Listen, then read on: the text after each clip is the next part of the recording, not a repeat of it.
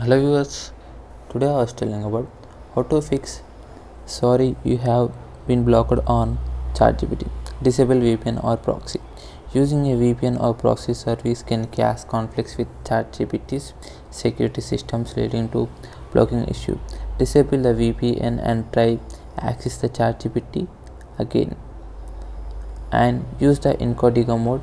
Incognito mode can help you bypass a certain browser related to issues. Here's how to access the ChatGPT using incognito mode. Open your browser's incognito or private browsing mode. Visit chatgpt8.openai.com and log in and check if the issue is resolved. And update your browser or try a different one. Outdated browsers or compatibility issues may cause the blocking problem on ChatGPT.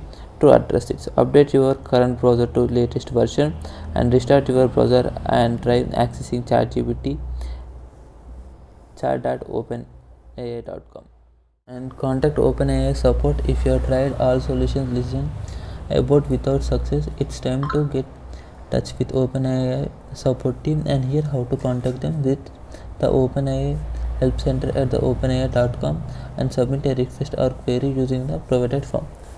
And thanks for watching us.